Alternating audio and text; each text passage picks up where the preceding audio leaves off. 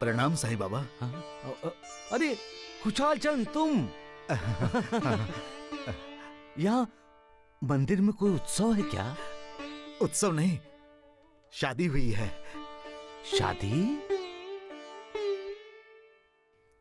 किसकी शादी है खुशहाल चंद? कोंडू मामा, याद है बाबा आपको? कोंडू मामा, कोंडू मामा, वही जिनकी बेटी बीमार हुई थी और हाँ, और आपने उसे उदी दी थी तो वो ठीक हो गई थी। पुष्पा बेटी की शादी है। हाँ बाबा, मेरी उसी बेटी की शादी हुई है। कोंडू प्रणाम बाबा। प्रणाम बाबा। सदा खुश रहो, सदा खुश रहो। बाबा, सारे आशीर्वाद हमें मत दीजिए। थोड़े आशीर्वाद हमारी पुष्पा बिटिया के लिए भी बचा के रखिए ना बाबा।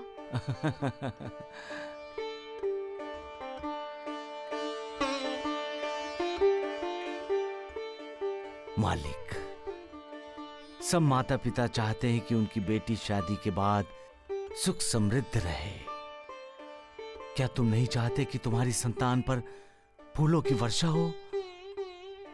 मालिक, ये नई नवेली दुल्हन अपनी आंखों में कई सपने सजाए हैं मालिक। तुम्हारी दुआ से इसका हर सपना पूरा हो जाए, हर सपना सच हो जाए। हाँ,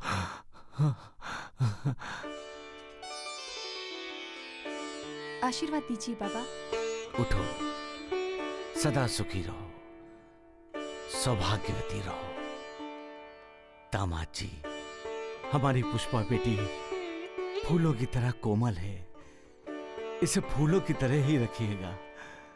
यह आपको और आपके पूरे परिवार का इतना ख्याल रखेगी कि आपको शिकायत का मौका ही नहीं देगी। यह आपके घर परिवार का, बड़ों का आदर करेगी और छोटों को सम्मान देगी। हमारी पुष्पा बेटी हमेशा मुस्कुराती रहती है। इसको इतना प्यार दीजिए दामाद जी कि इसकी मुस्कान कभी ना मुरझाए। बाबा। दामाद जी, कोंडू मामा बहुत भला आदमी है। अगर इनसे कोई गलती हुई होगी तो इनकी तरफ से मैं आपसे माफी मांगता हूं। हमारी बिटिया रानी का ख्याल रखिएगा दामाद जी। बाबा, अब मुझे पुष्पा बेटी की कोई चिंता नहीं है। आप खुद जो उसके पिता बन गए हैं बाबा। कोंडू मामा, बाबा। कोंडू मामा, पुष्पा बिटिया को विदा नहीं करोगे? हाँ, विदाई का समय हो गया है, विदा करो बिटिया को। हाँ बाबा।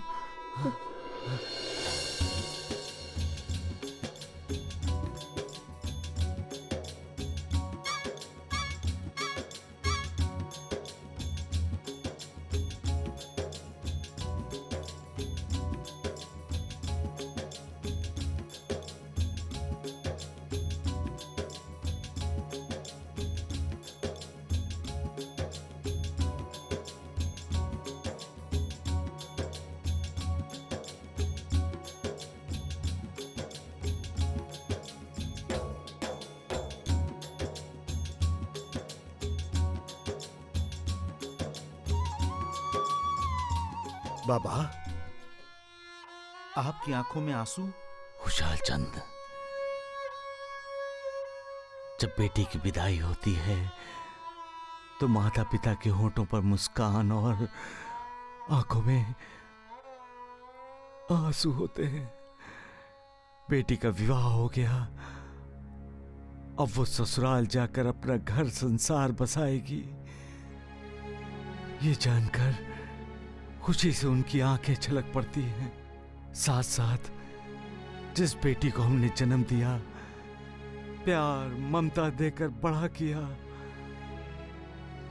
अब वो हमारे लिए पराई हो जाएगी। इस दुख से भी उनकी आंखों से आंसू निकल पड़ते हैं। कोंडू मामा की इन दोनों भावनाओं ने मेरे मन को छू लिया खुशहाल चंद। और उनकी भावनाओं की नजाकत जानकर मेरा मन रो पड़ा। देखा खुशहाल चंद, देखा पुष्पा बेटी एकटक अपने माता पिता को ही देख रही है। इसलिए कहते हैं कि बेटी जिंदगी भर बेटी ही रहती है और बेटा तब तक बेटा रहता है जब तक उसकी शादी नहीं हो जाती।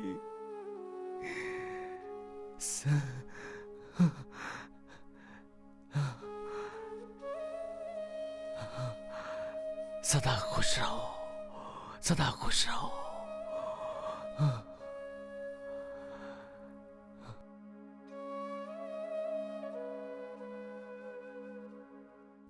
सबका मालिक एक। गोंडू मामा, पुष्पा लौट आई है, लौट आई पुष्पा बेटी, पुष्पा लौट आई है। गोंडू मामा, पुष्पा लौट आई है, गोंडू मामा, पुष्पा लौट आई है, पुष्पा लौट आई है, गोंडू मामा, पुष्पा लौट आई है। बताओ क्या हुआ? गोंडू मामा, पुष्पा। अभी अभी तो कोंडू मामा ने पुष्पा की विदाई की थी। हाँ, ऐसे कैसे पुष्पा तुरंत लौट आई? मुझे तो लगता है वो ससुराल गई नहीं होगी। फिर लौटी क्यों? लगता है दाल में कुछ काला है। बेचारे कोंडू मामा। गोंडू मामा, अरे क्या हुआ वसंत? गोंडू मामा, पुष्पा।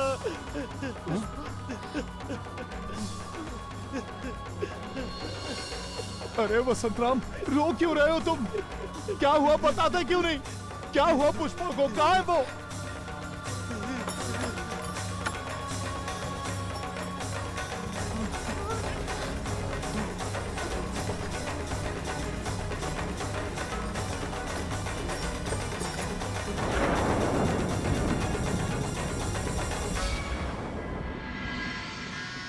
लक्ष्मी का रूप बनकर गई थी और अब देखो पार्वती बनकर लौटी है। कहीं ससुराल वालों ने इसे घर से तो नहीं निकाल दिया?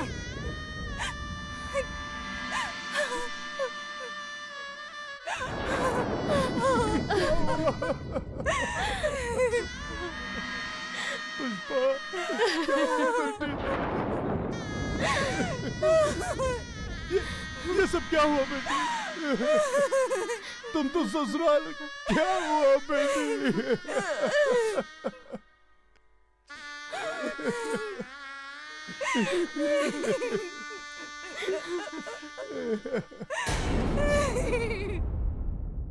नहीं नहीं, इसमें कोई झूठ नहीं है।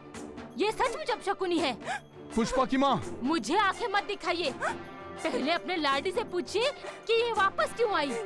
क्योंकि ये इसके बाप का घर है, इसलिए। यहाँ आने से पहले किसी कुएं या तालाब में कूदकर जान दे देती तो इसके बाप का घर क्या डूबने वाला था? माँ, चुप कर। ये मनुष्य वापस आई तो हमारा घर तो डूब ही गया ना। तुम इसकी असली माँ हो, कोई सौतेली माँ नहीं। इसीलिए तो मेरा हर शब्द दिल से निकलता है। मुझे तुम्हारी भी तो चिंता है। तुम्हारी भी तो शादी करानी है मुझे।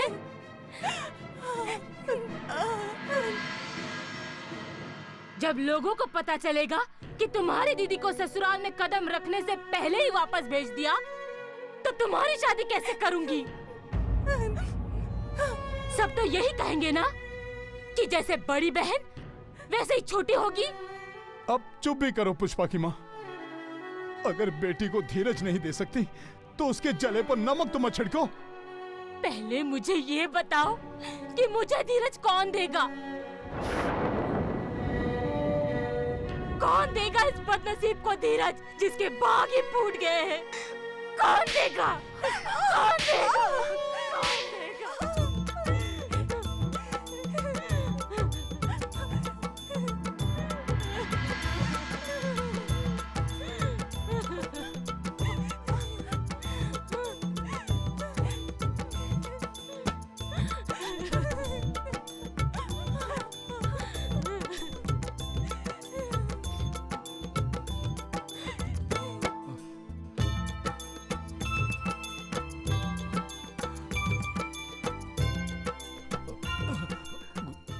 गुरुदेव आप साईं,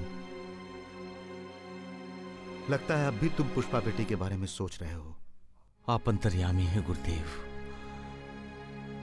मैं पुष्पा बेटी के बारे में ही सोच रहा हूं। उस पर जो कुछ भी बीती होगी उसे याद करके बेचैनी महसूस करता हूं। मैं अपने आप को अपराधी मान रहा हूं। साईं, तुम क्यों अपने आप को अपराधी मान रहे हो? इतना कुछ हो गया और हम कुछ भी नहीं कर सके गुरुदेव। ना ही हम उसे धीरज दे सके और ना ही पुष्पा बिटिया का हौसला बढ़ा सके। क्या बीती होगी उस पुष्पा बिटिया पर? उसके दिल में किस प्रकार के ख्याल आ रहे होंगे? क्या कोंडू मामा और उसके परिवार के सभी लोग उस निष्पाप बेटी को सांत्वना दे रहे होंगे या उस पर क्रोध कर रहे होंगे? क्रोध? शादी के दिन ही पुष्पा को घर वापस भेज देने का सदमा होगा। इस सदमे ने कोंडू मामा के परिवार में क्रोध उत्पन्न किया होगा। क्रोध होगा पुष्पा के ससुराल वालों पर, लेकिन क्रोध उतारा जाएगा बेचारी पुष्पा पर। सही ऐसा हुआ तो फिर पुष्पा बेटी टूट जाएगी।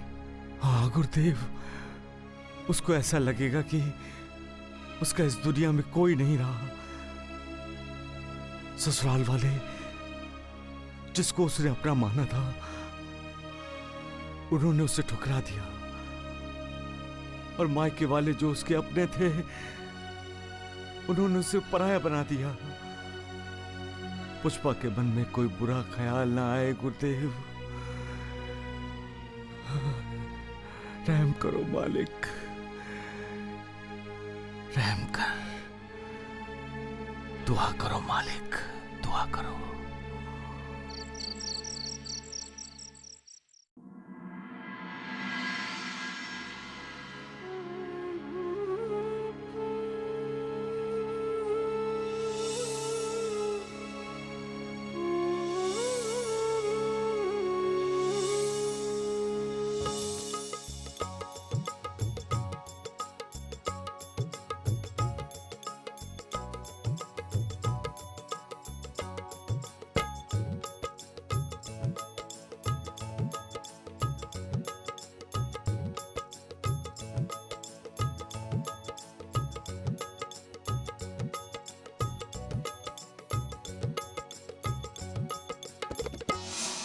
पुष्पा की माँ, पुष्पा, छुटकी। अरे भाई कहाँ है सबके अरे सब? क्या बात है, क्यों चिल्ला रहे हैं आप? अरे खुशी की खबर लाया हूँ। अच्छा वो तो मुझे पता है। आपके चेहरे पे खुशी साफ नजर आ रही है, और उसी खुशी ने हमें बताया है कि हमारी बिटिया रानी की शादी तय हो गई है। सचमुच इसके ससुराल वाले बहुत अच्छे हैं। हमारी बेटी राज करेगी, राज, रानी बनकर रहेगी। ले मुझे बेटी। भी दो ना माँ, मुझे दो। हाँ हाँ बाबा, तू भी ले। आप भी लीजिए।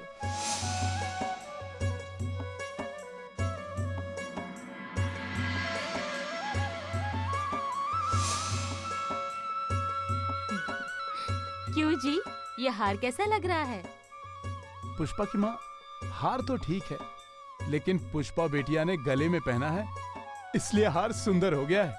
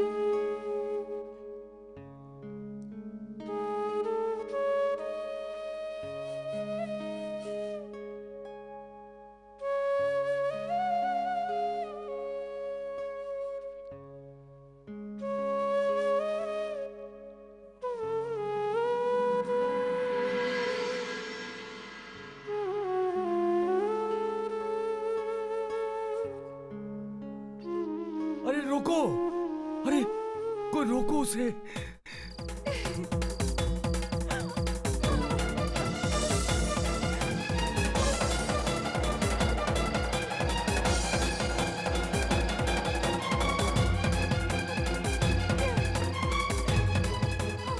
वो नादान नहीं जानती कि वो क्या कर रही है, कहाँ जा रही है।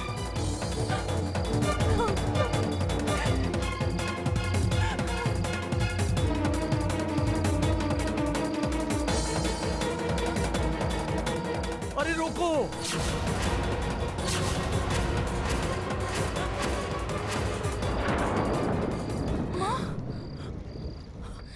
माँ,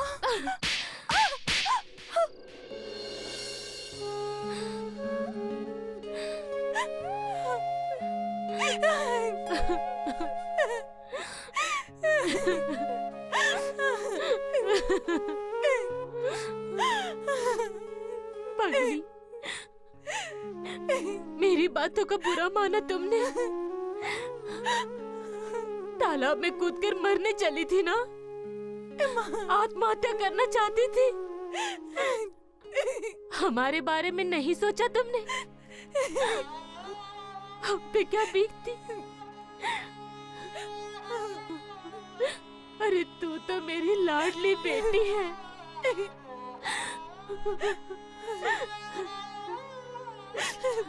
अगर क्रोध में आकर हमने कुछ कह दिया तो इतना नाराज हो जाएगी? क्या हमें तुम पर क्रोध करने का भी कोई हक नहीं है?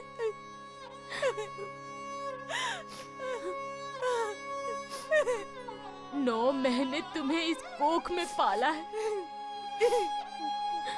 जब वो बोझ नहीं लगा तो आज तुम्हारे ससुराल वालों ने तुम्हें वापस भेज दिया। क्या वो मुझे बोझ लग सकता है? तू तो मेरी बेटी है पगली, हमारी बेटी। तुम्हारी माँ क्रोध में आकर चाहे तुम्हें कितना भी डांट दे, उसे 100 गुना ज्यादा तुमसे प्यार करती है। मैं तो सोई ही नहीं। जब तुम मुझे प्रणाम करके घर से बाहर निकली तो मैं तुरंत उठकर पिछले दरवाजे से तालाब के पास पहुंच गई। यदि पल भर भी समय गंवाती तो आज मैं तुम्हें खो बैठती ना बेटी। क्षमा कर दो माँ, मुझे क्षमा कर दो। नहीं बेटी,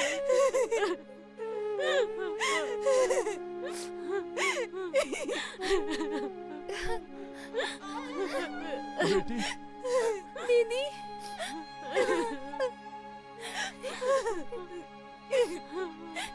पुष्पा बेटी, तू कभी ऐसा सोचना भी मत।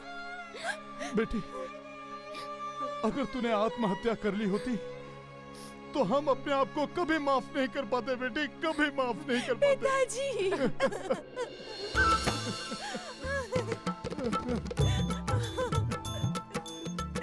बेटी, चल बेटी घर चल। चलो पुष्पा की माँ।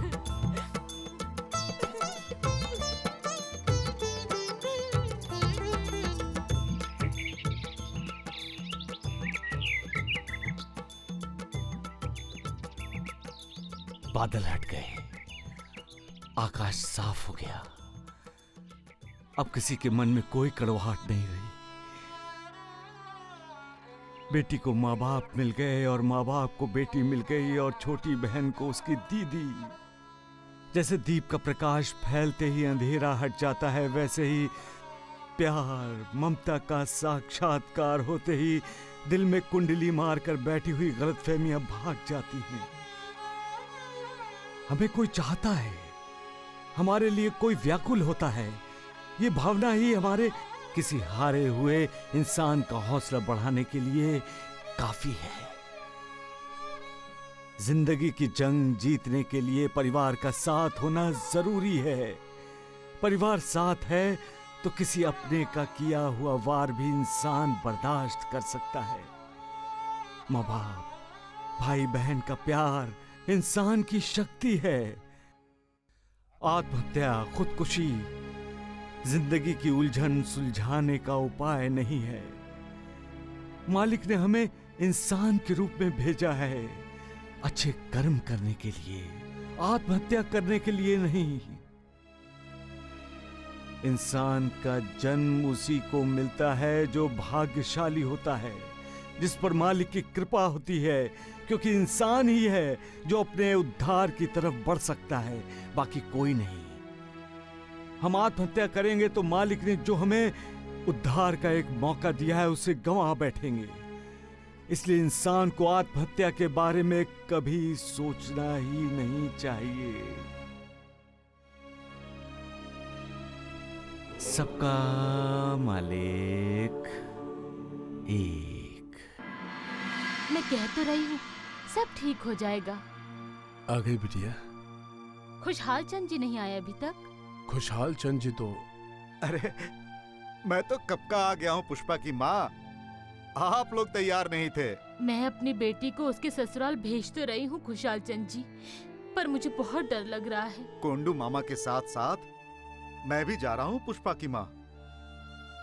मैं उन लोगों को समझाऊंगा, डरने की कोई बात नहीं है, सब ठीक हो जाएगा।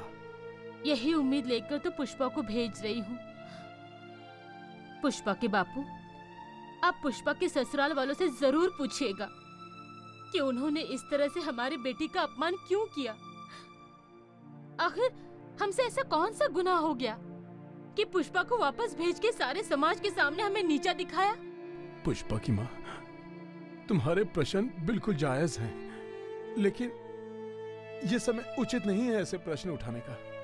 ये समय है बेटी का फिर से घर बसाने का।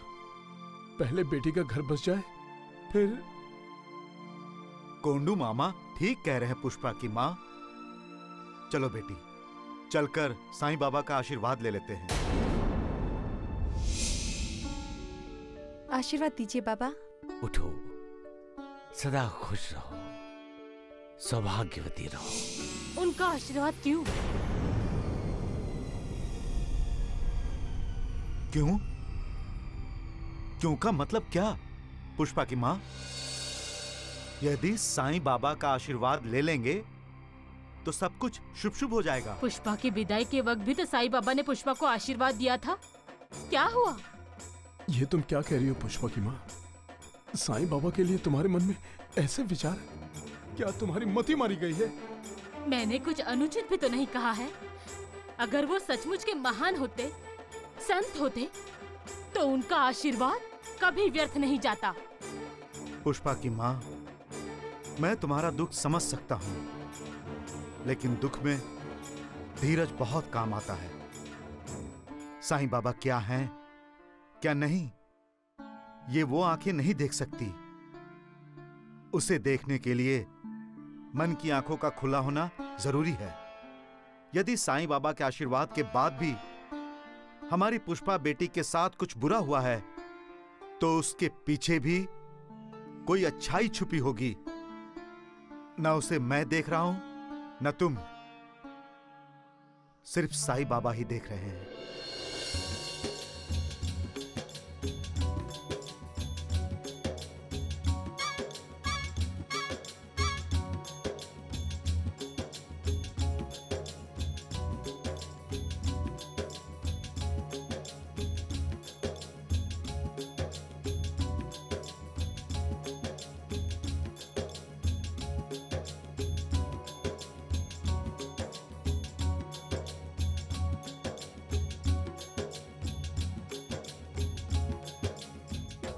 गुरुदेव, जीवन की डोर विश्वास और अविश्वास के दो पार्टों के बीच में चलती है।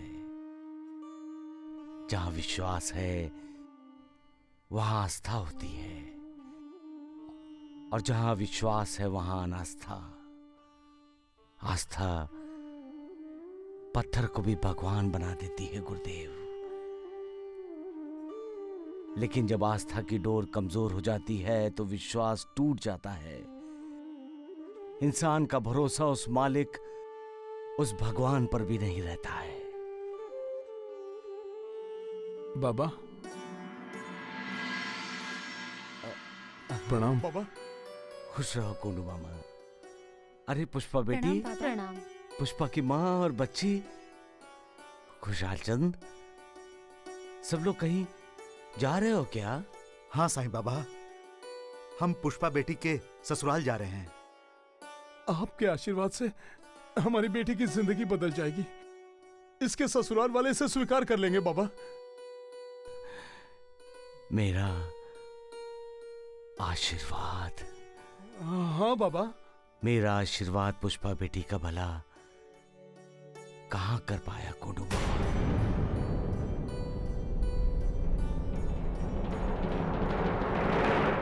लेकिन क्या मिला उस आशीर्वाद का फल? कुछ भी तो नहीं। घर बसने से पहले ही घर उजड़ गया। फिर मेरा आशीर्वाद लेना क्यों चाहते हो तुम?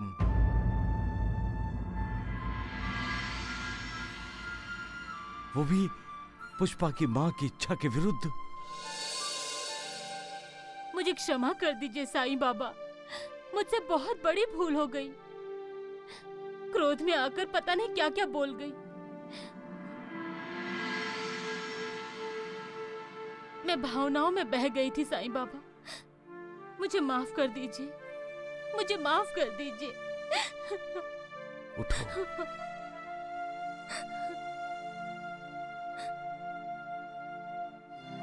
तुमने जो कुछ भी कहा, गलत कुछ भी नहीं कहा। तुम तो एक मां हो।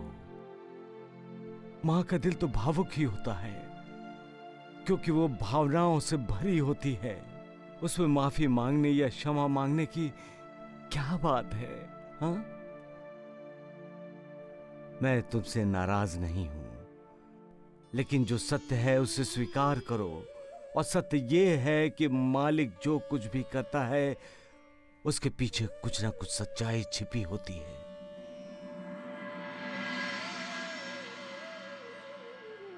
पुष्पा बेटी के साथ जो कुछ भी हुआ उसके पीछे उस मालिक का कुछ ना कुछ उद्देश्य होगा, जो पुष्पा के माध्यम से वो मालिक देना चाहता है। साईं, भला इस घटना के साथ मालिक का कौन सा उद्देश्य जुड़ा हुआ है? गुरुदेव, ये तो मालिक ही जाने, लेकिन है, हम सब ये जानना चाहेंगे कि पुष्पा बिटिया के साथ ऐसा क्या हुआ जो पुष्पा बेटी के ससुराल वालों ने उसे ठुकरा दिया। तुम्हारे साथ उस दिन क्या हुआ था पुष्पा बेटी, जब तुम विदा होकर गई थी?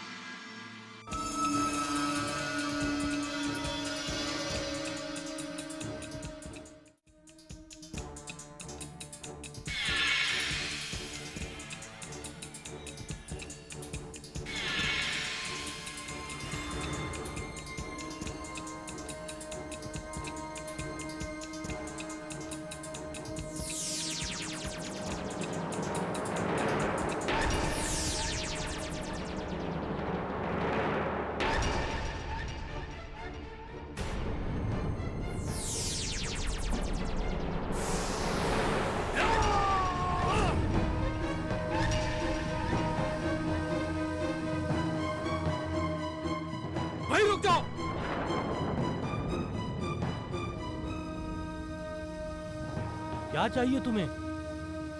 तुम सबका माल। माल? माल तो हमारा सारा विवाह पर खर्च हो गया। ए भील, क्यों अपनी जान का दुश्मन बना हुआ है? हम 20 हैं और तू एक।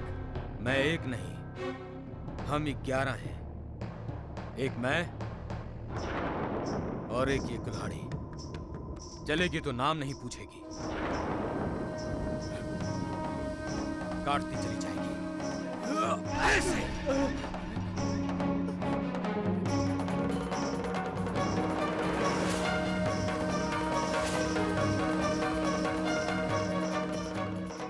बार तू अपनी दुल्हन के भाग्य से बच गया। अब अगर बचना चाहता है तो जो कुछ भी तेरी जेब में है सब निकालकर यहां रख दे। हाँ हाँ, देता हूँ। मेरा कहना मानोगे तो सब के सब जिंदा रहोगे, और अगर नहीं मानोगे तो एक एक को काट डालोगे। डरो मत, मैं औरतों को हाथ नहीं लगाता। चुपचाप अपना सामान यहां रख दो, सब जेवरात यहां जमा करो।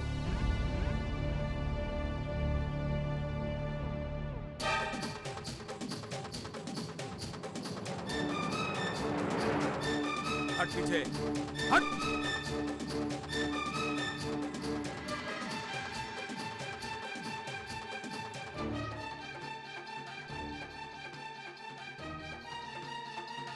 तुम अकलमंद हो।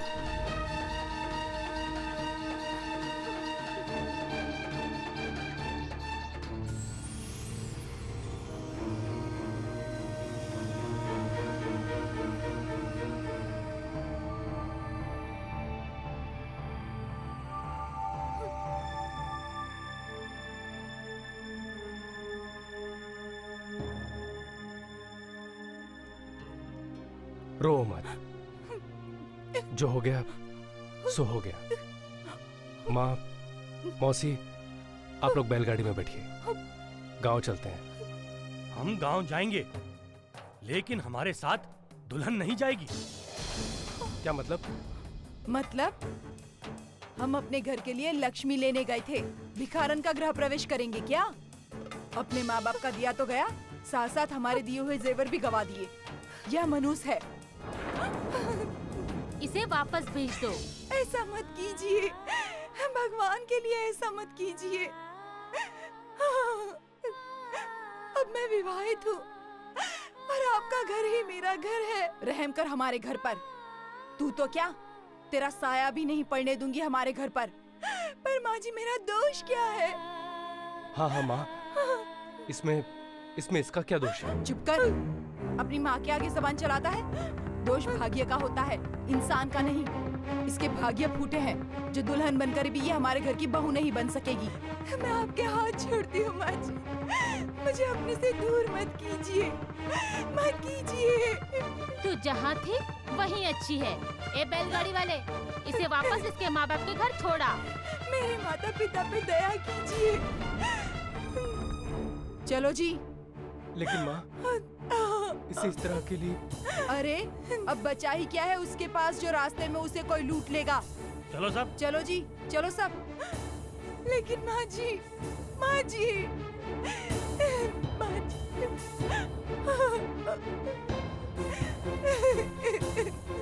तू भी चल, चल।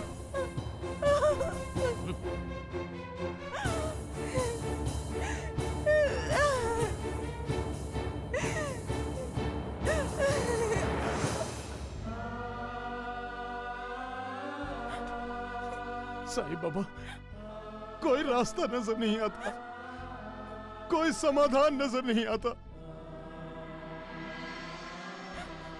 चारों तरफ अंधेरा ही अंधेरा है, और उस अंधेरे में एक ही रोशनी नजर आ रही है जो हमें रास्ता दिखाएगी। अब आप ही हमारा मार्गदर्शन कीजिए साईं बाबा, आप ही हमारा मार्गदर्शन कीजिए। उठो गोलू मामा।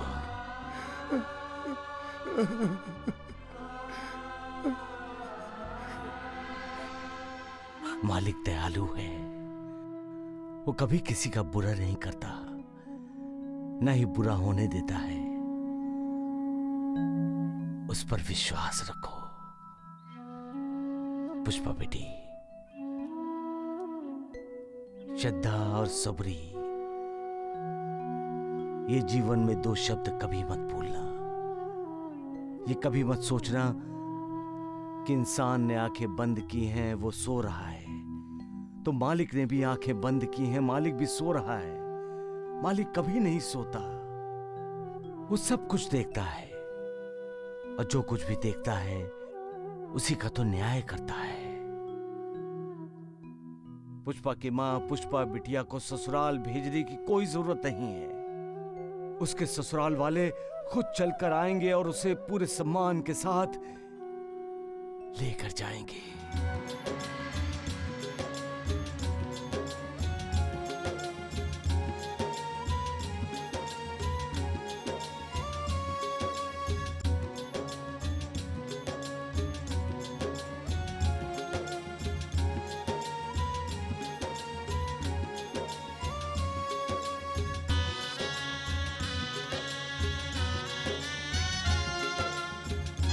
चल बेटी, चल।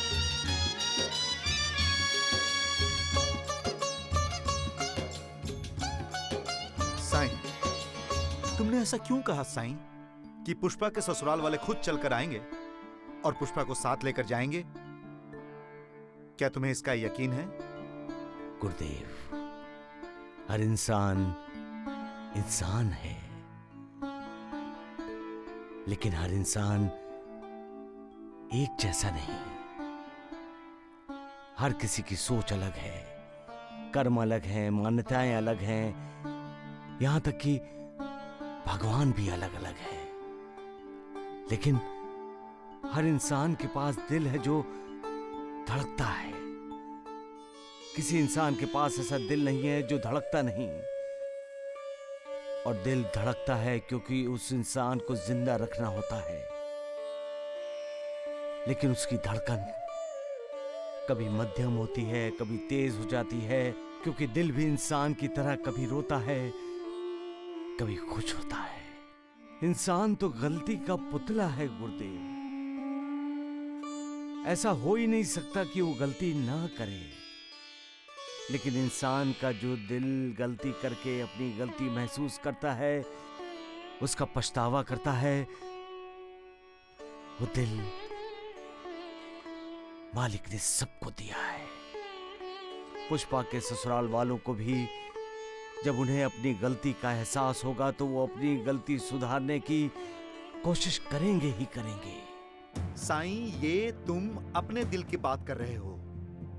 मालिक का दिया हुआ दिल सबके पास है, मैं मानता हूं। दिल सुख और दुख का अनुभव करता है, ये भी मानता हूं। लेकिन हर कोई अपने दिल की बात नहीं सुनता है साईं। ये पुष्पा के ससुराल वाले अपनी की हुई भूल पर पछताएंगे, मुझे नहीं लगता साईं। सबका मालिक एक।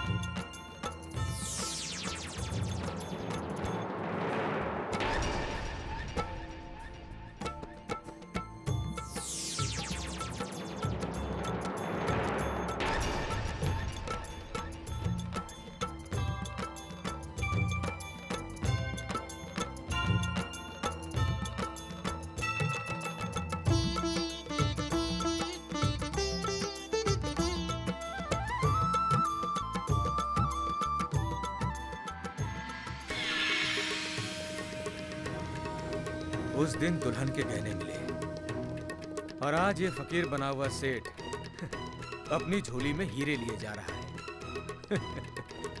ताकि किसी को शक ना हो। मालिक,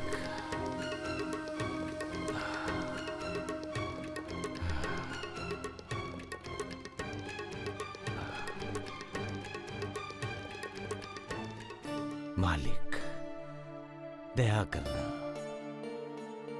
गांव पहुंचने तक कोई खतरा रास्ते में ना आ पाए। खतरा रास्ते में नहीं, तेरे पीछे खड़ा है।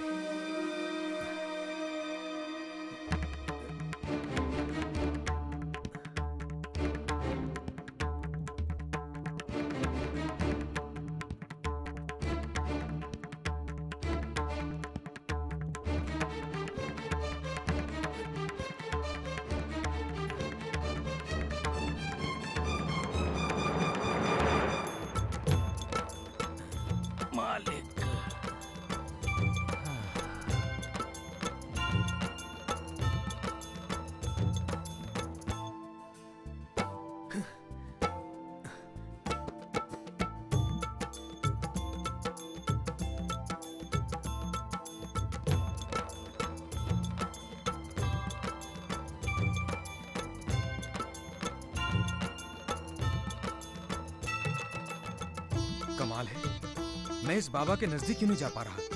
हम दोनों के बीच का फासला कम ही नहीं हो रहा? क्यों? ए बाबा, रुक!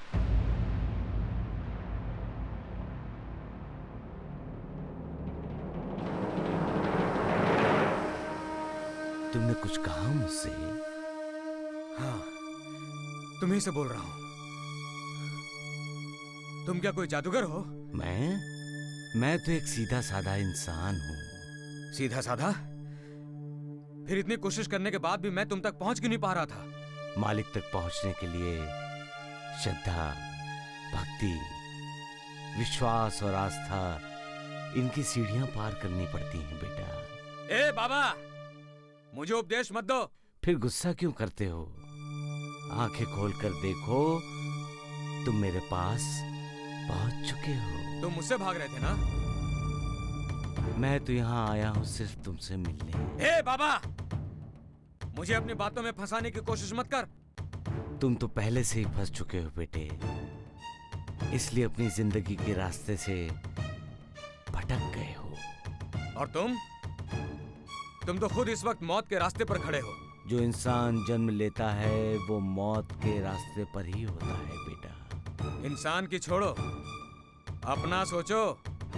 जो अपने बारे में सोचते हैं उन्हें स्वार्थी कहते हैं बेटे। तो फिर मेरे बारे में सोचो।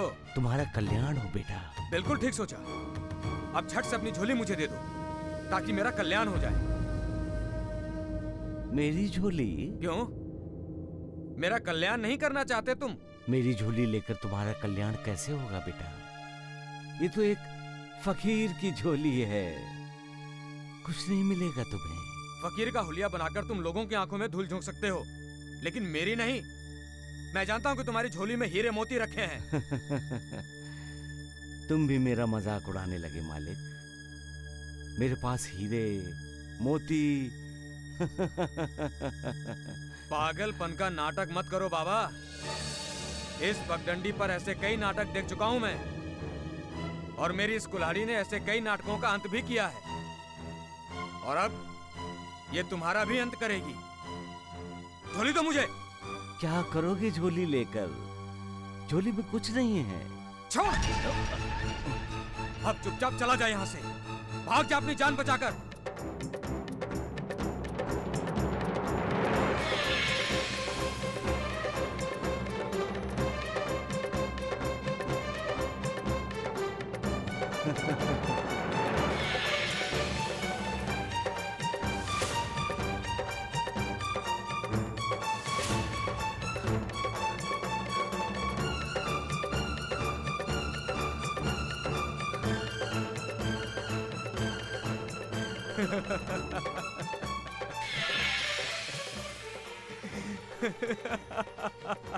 अब मुझे जिंदगी में कभी डाका डालने की जरूरत नहीं पड़ेगी, कभी जरूरत नहीं पड़ेगी।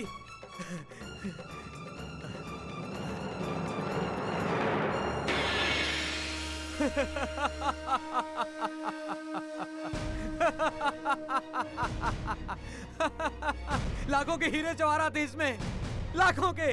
अब मैं लखपति बन गया हूँ, लखपति बन गया हूँ।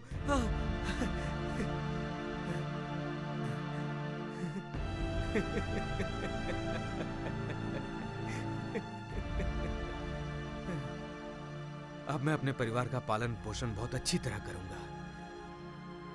अब मैं उनकी हर इच्छा को पूरी करूंगा।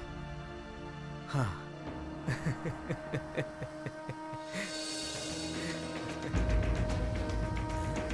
राख चालाक बनता है? राख में हीरे जवाहरात छुपा कर ले जा रहा है ताकि किसी को शक ना हो। लेकिन वो बाबा ये नहीं जानता कि मैं कितना शातिर हूं।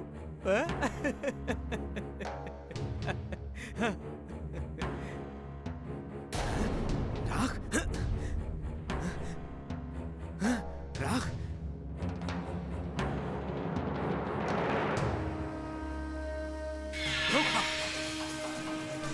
धोखा हुआ है मेरे साथ। हीरे जवाहरात खुद लेकर चला गया और मेरे हवाले कर दिया। राख, तुझे नहीं छोड़ूंगा बाबा, तुझे मैं जान से मार दूंगा। नहीं छोड़ूंगा बाबा, तुझे नहीं छोड़ूंगा। हाँ।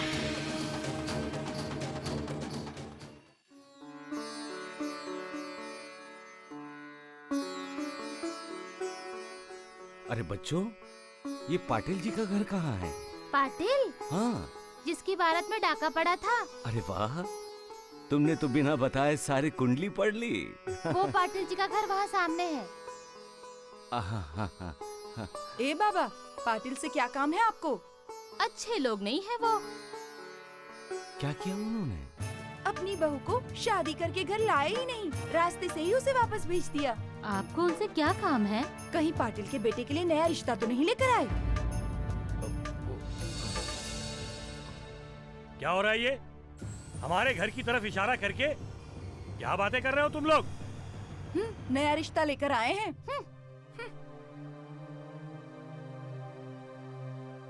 हमें मिलने आए हैं आप? हाँ, मेरे बेटे के लिए रिश्ता लेकर आए हैं? पहले हम घर चलते हैं। ऐसी बातें करना सड़क पर ठीक नहीं है। मेरा घर तो सामने ही है।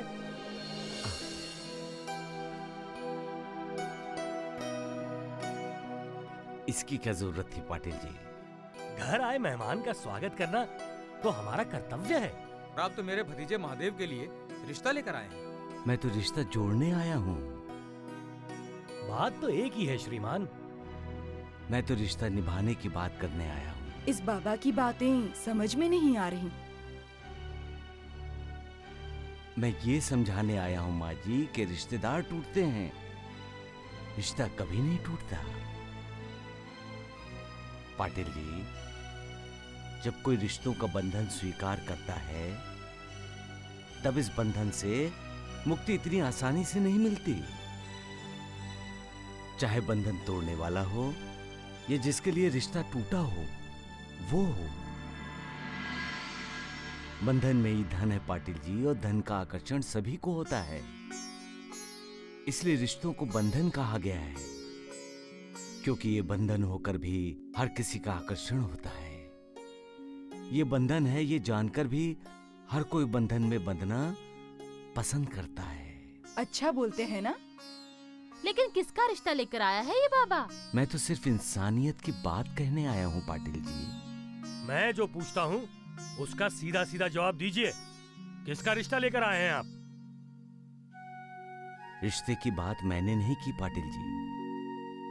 रिश्ते की बात तो आप और आपके गांव वाले ही कर रहे हैं। इसका मतलब आप मेरे बेटे महादेव के लिए रिश्ता लेकर नहीं आए हैं? जिसका जन्म जन्म का रिश्ता पहले से ही जोड़ दिया है उसके लिए रिश्ता क्या लाना। कहाँ से आए हैं आप? पुष्पा बेटी के गांव से, उसके मायके से, राहता से।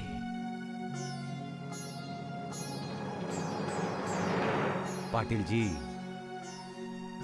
रिश्ता और आत्मा एक जैसे ही होते हैं। ना कोई शस्त्र उसे तोड़ सकता है, ना ही अग्नि उसे जला सकती है। भैया, ये उस मनहूस की वकालत करने आया है। इसे धक्के मारकर बाहर निकाल दीजिए। इनसे कह दीजिए अब हमारा और उस मनहूस का कोई रिश्ता नहीं है। कौन मनहूस माँ जी? वही आपकी बहू। वो हमारी बहू नहीं है।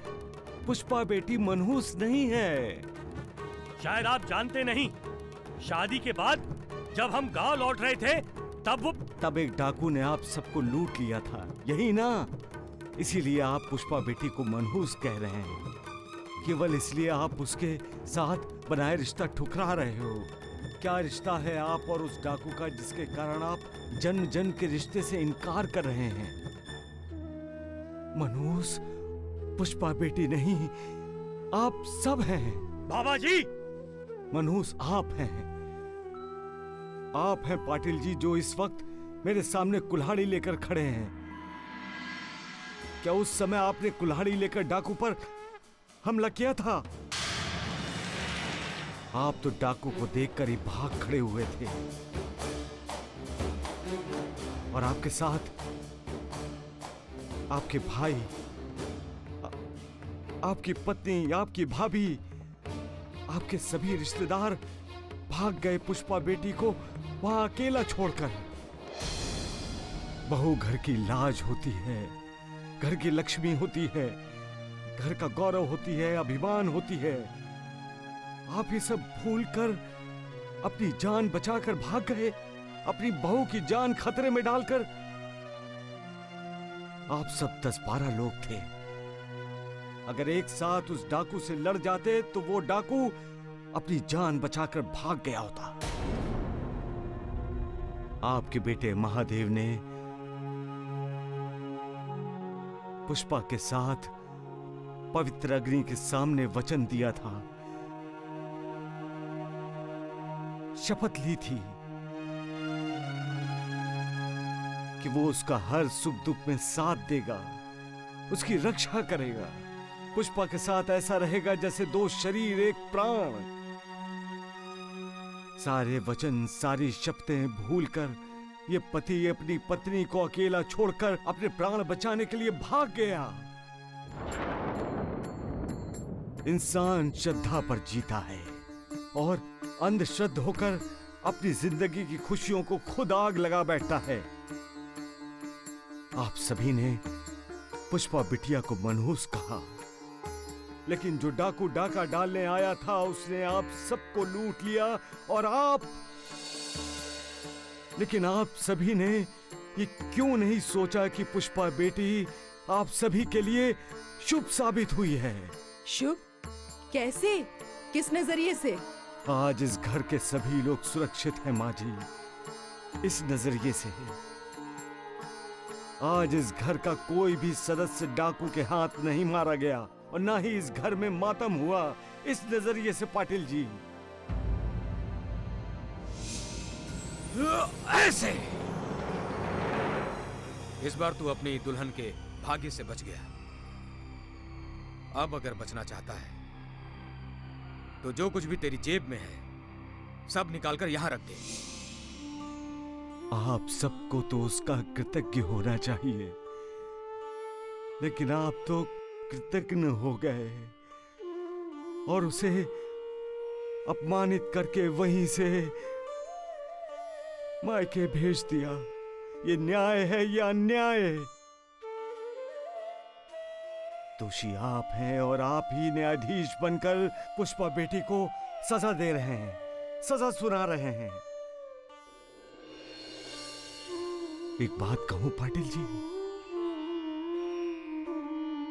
जिस घर में स्त्री का अपमान होता है, जिस घर में स्त्री की पूजा नहीं होती, उस घर में वो स्त्री नहीं रहती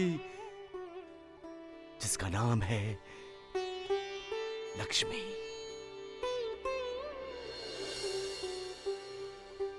जब आप घर की लक्ष्मी का अपमान करते हैं तो समझ लीजिए कि आपने लक्ष्मी का अपमान किया। तो ऐसे घर में लक्ष्मी कैसे निवास करेगी? यहां तो आपने घर की लक्ष्मी को घर में कदम तक रखने नहीं दिया।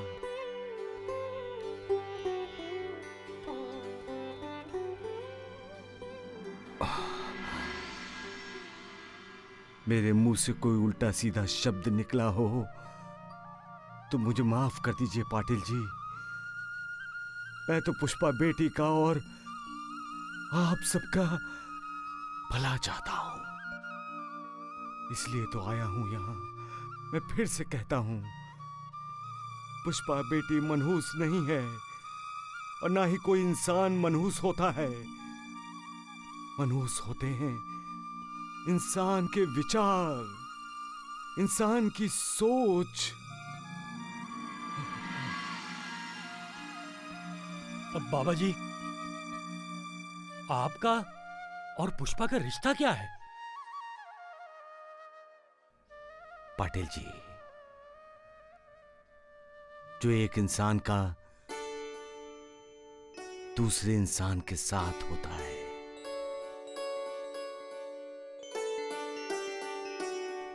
इंसानियत का रिश्ता,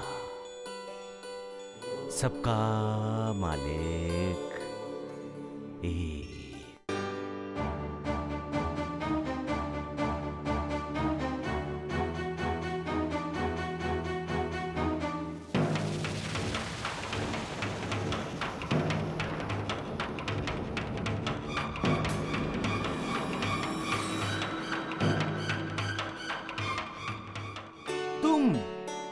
फिर मिल गए।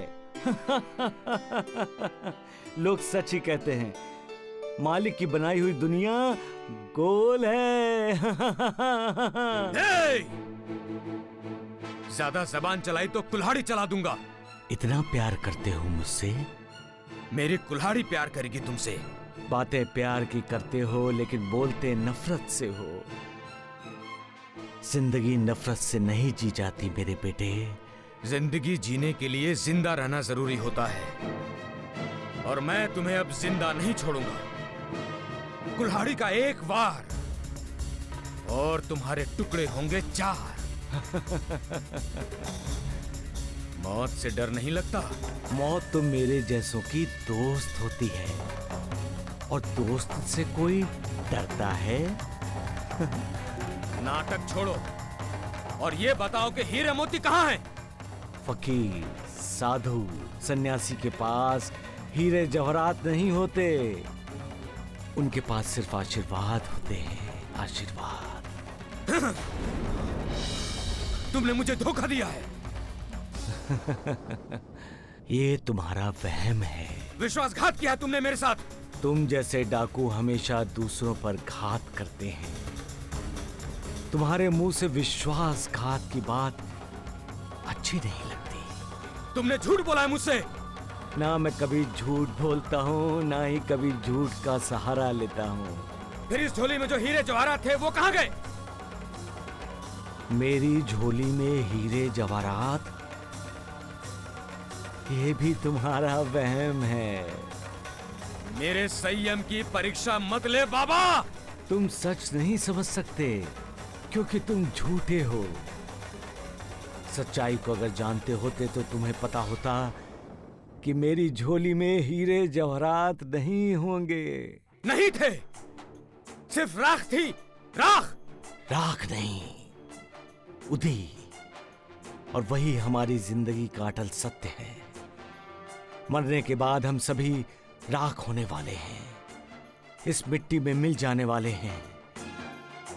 क्या उस राख को देखकर तुम्हें ऐसा नहीं लगता कि जो कुछ भी तुम कर रहे हो गलत कर रहे हो? मेरी आंखों में धूल झोंककर तुम वो हीरे मोती बेच आए हो।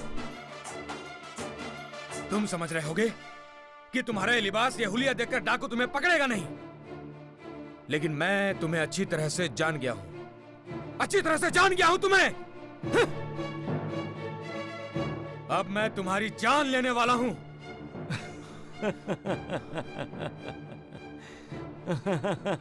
अरे मालिक वाह, तुम्हारा बनाया हुआ इंसान दूसरों को जानने के बाद उसकी जान भी लेता है।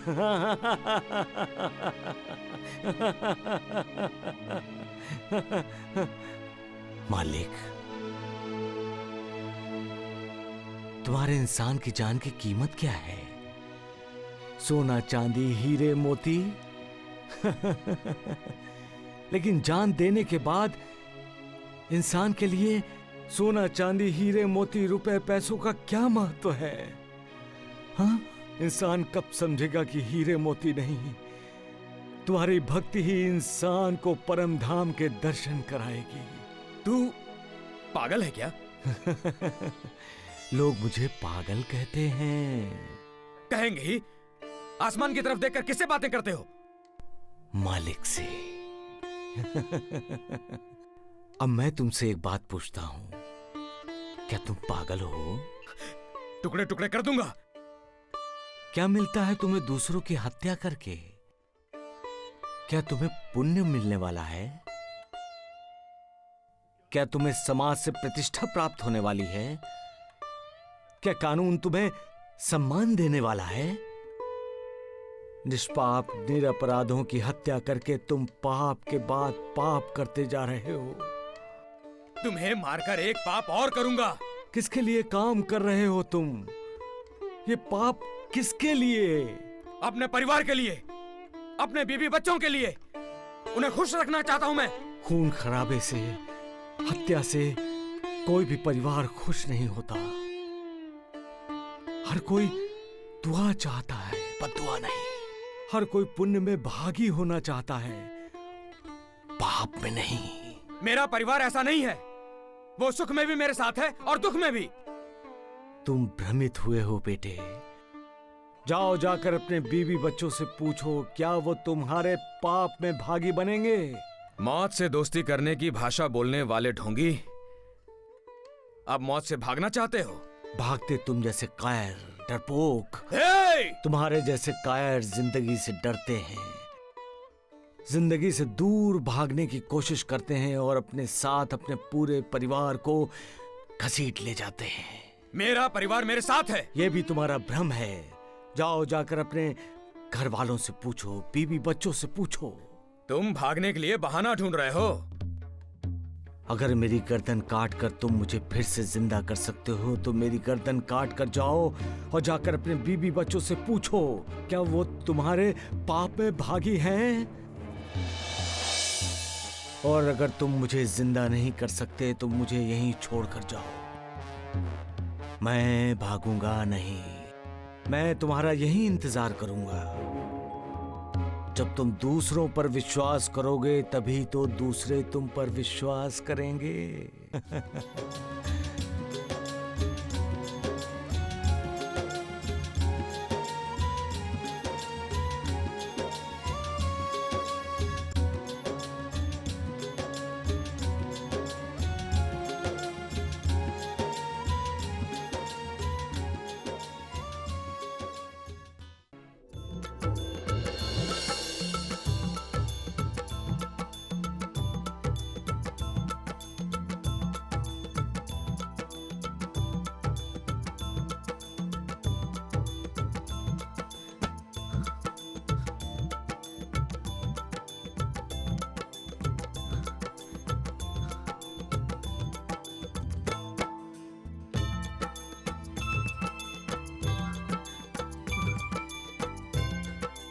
तुम अपने परिवार से मिलकर आए हो ना?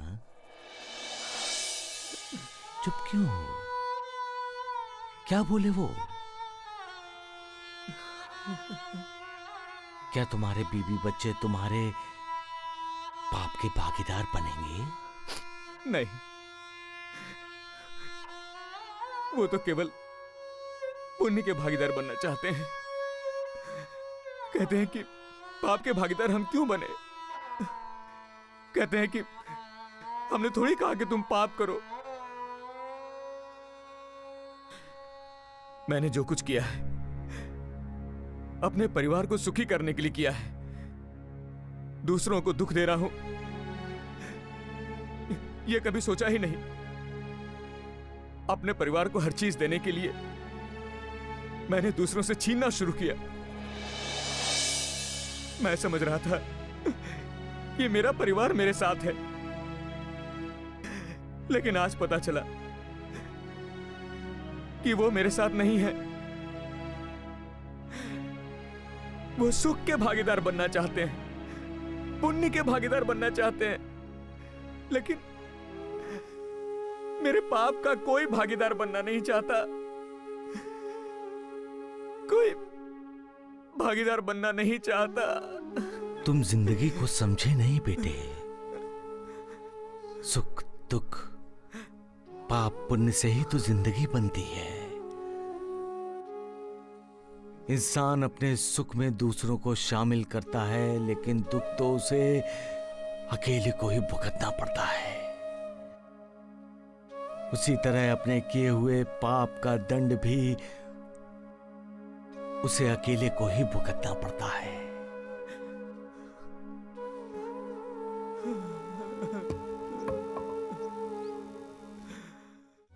बाबा,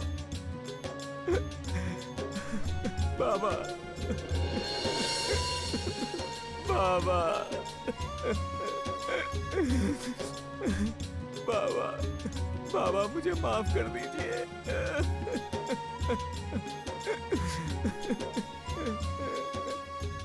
उठो। बाबा मुझे माफ कर दीजिए। मुझे माफ कर दीजिए बाबा। ऊपर वाला करुणाकर है, दयालु है, कृपालु है। तुम उसकी शरण में जाओ, और अपने पापों का प्रायश्चित कर लो।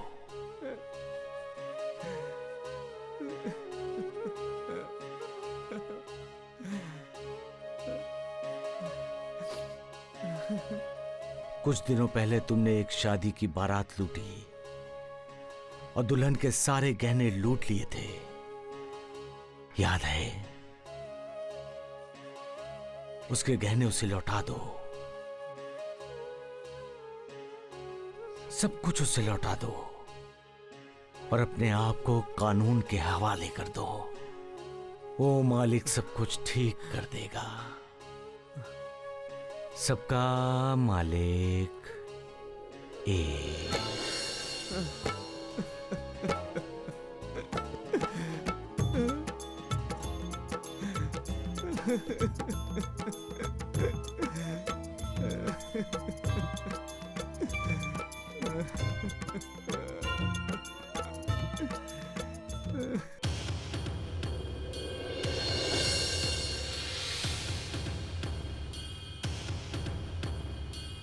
अरे ये तो डाकू है।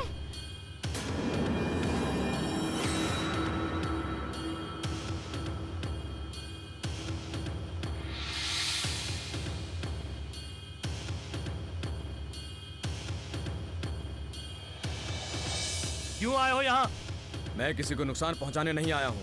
किस लिए आए हो तुम यहाँ? मैं उस लड़की से मिलना चाहता हूँ जिसकी अभी अभी शादी हुई है। किस लिए मिलना चाहते हो? उसके गहने मैंने लूटे थे। पुष्पा से मिलने आया है। हाँ, पुष्पा से मिलने आया है।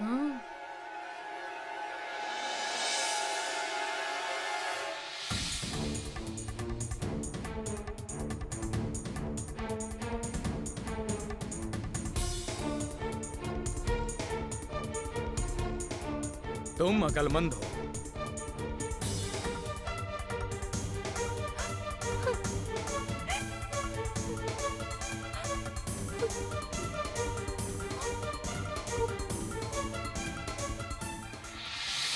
मुझसे गलती हुई है बहन, हो सके तो मुझे क्षमा कर देना। मुझे पता चला है कि मेरी वजह से तुम्हारी जिंदगी में बहुत उथल पुथल मची हुई है। माफी चाहता हूं और ये तुम्हारे गहने तुम्हें लौटाने आया हूं।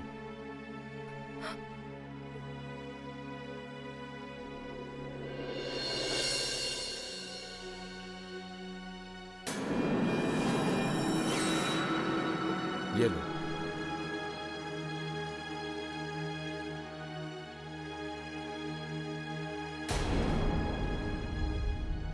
मैं अपना गुनाह कबूल करने जा रहा हूं। आप लोगों से माफी चाहता हूं।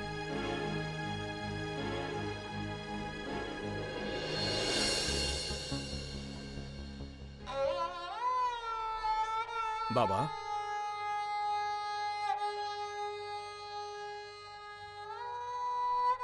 बाबा,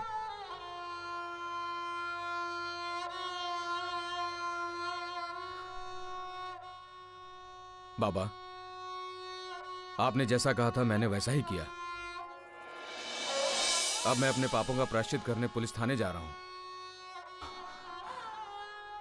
मालिक तुम्हारा भला करेगा। लेकिन तुम साईं को कैसे जानते हो? कब साईं बाबा से मिले तुम? हाँ? और साईं ने कब तुम्हें कहा पापों का प्रायश्चित करने के लिए? बाबा मुझे जंगल में मिले थे। खुश रहो।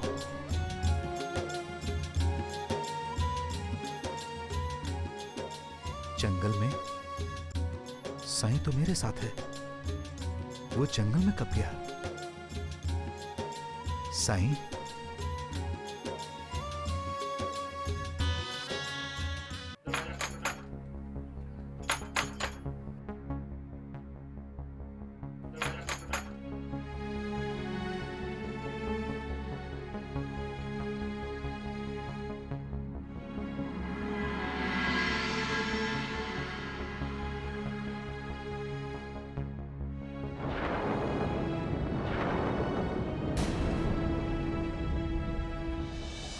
आप?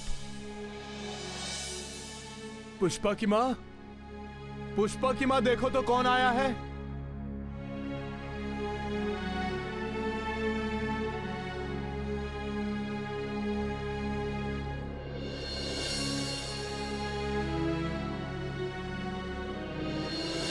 आइए, अंदर आइए। नहीं, इस समय हम आपके अपराधी हैं।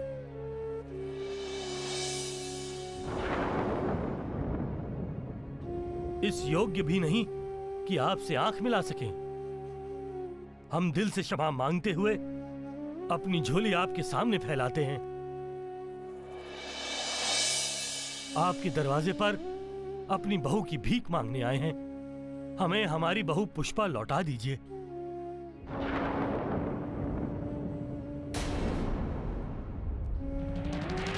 लौटा दीजिए? लौटाया तो आपने है पुष्पा को। अरे, मेरी बेटी को ब्याह कर ले गए और उसे अपने घर की दहलीज भी पार नहीं करने दिया आपने, समझे जी? हमारी मत मारी गई थी। सब के सब हम डाकू के डर से भयभीत हुए थे। क्या करना चाहिए, क्या नहीं करना चाहिए, हमें कुछ समझ में नहीं आ रहा था।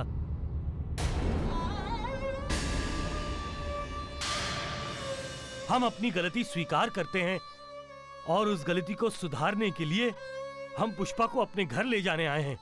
इनसे कह दीजिए पिताजी, मैं इनके साथ नहीं जाऊंगी।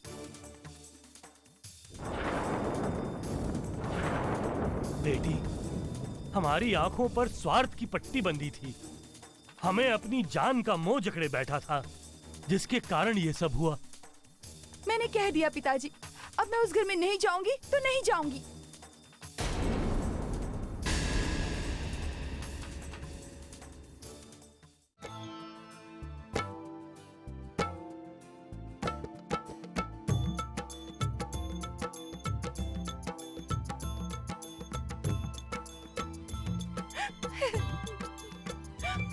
साईं बाबा, बाबा, बाबा। अरे पुष्पा बेटी, उठो पुष्पा बेटी, उठो। बाबा, मैं वहां नहीं जाऊंगी साईं बाबा, मैं वहां नहीं जाऊंगी जहां मेरे घर वालों का और मेरा अपमान हुआ है। क्या मतलब? क्या तुम्हारे ससुराल वाले तुम्हें बुलाने आए हैं? हाँ। हैं? मैंने कहा था ना गुरुदेव, पुष्पा को संकेत मिल जाएगा। वो मालिक संकेत देता है बेटी।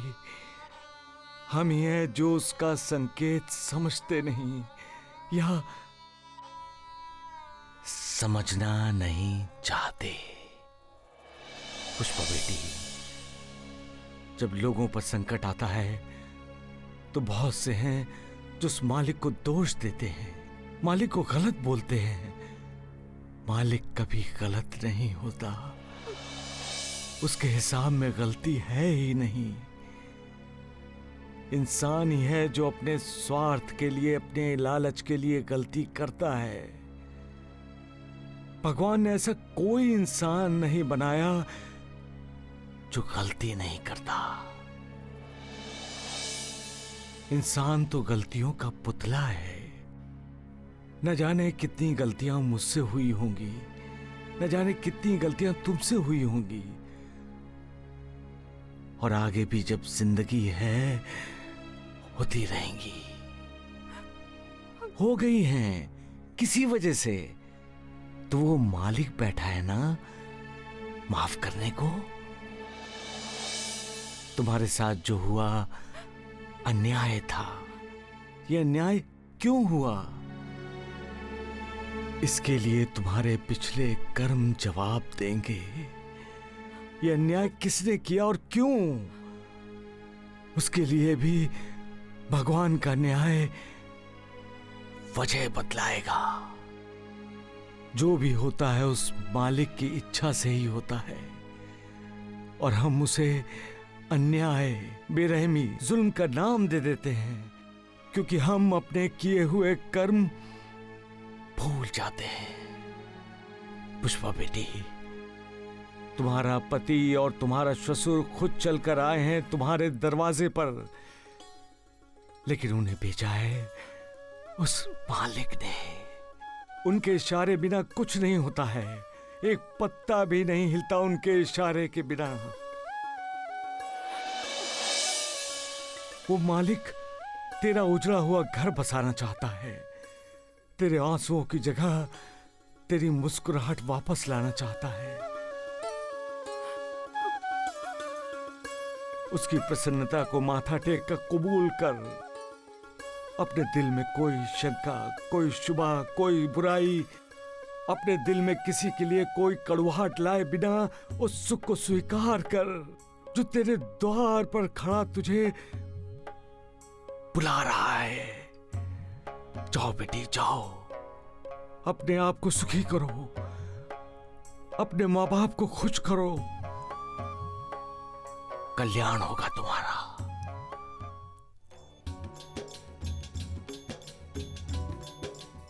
सदा खुश रहो, सदा खुश रहो।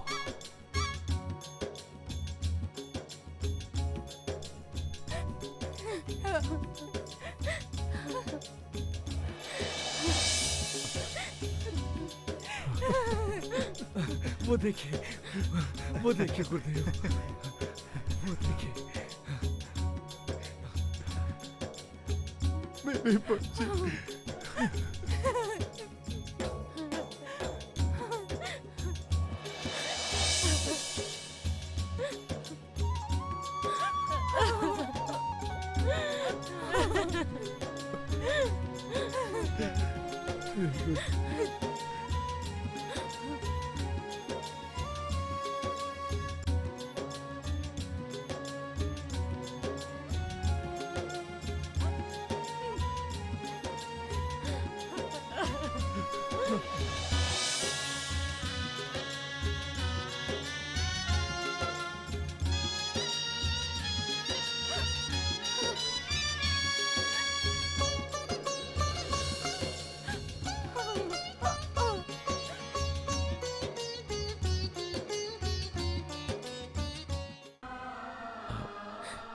हम आपके कृतज्ञ हैं बाबा।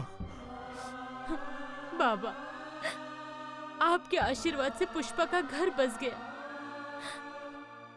आपको शत शत प्रणाम।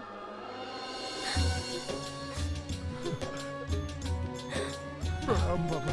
सुखी रहो।